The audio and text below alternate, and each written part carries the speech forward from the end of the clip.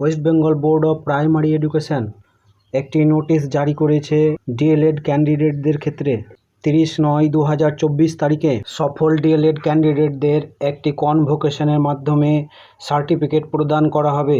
তো দেখো, West Bengal board of primary education WBBPE এই সাইটে দেখো একটি কনভোকেশন নোটিশ দেওয়া হয়েছে। এখানে বলা হয়েছে convocation for presenting conferring certificates diploma of successful examined candidate of DElEd 2019 থেকে 2021 এবং 2020 থেকে 2022 এবং 2021 থেকে 2023 সেশনের সমস্ত ক্যান্ডিডেট যারা সফল হয়েছে ডিএলএড পরীক্ষার্থী, তাদেরকে একটি সার্টিফিকেট প্রদান করা হবে এই উৎসবের মাধ্যমে।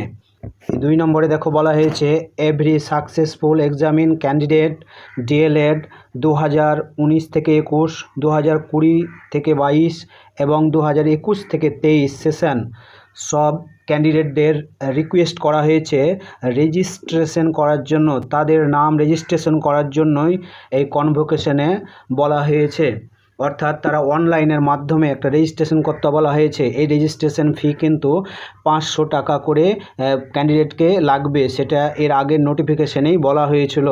তাদের সকলকে রেজিস্ট্রেশন করতে হবে অনলাইনে, অফলাইনে কিন্তু কোনো ব্যবস্থা নেই। তাই অনলাইনে রেজিস্ট্রেশন করতে হবে এবং সেখানে একটি 500 টাকা কাটাতে হবে অনলাইনে।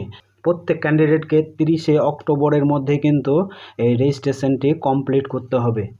এরপরে দেখো 4 নম্বর পয়েন্টে এখানে বলা হয়েছে যে কনভোকেশনটি কখন অনুষ্ঠিত হবে, সেটা কিন্তু পরবর্তী সময়ে ডেট, প্লেস এবং টাইম সেটা কিন্তু এই West Bengal board of primary education notification দিয়ে জানিয়ে দেবে। তো এই ছিল আজকের এই ভিডিওর মূল বিষয়। সকল ডিএলএড ক্যান্ডিডেটদের জন্য রইল শুভকামনা।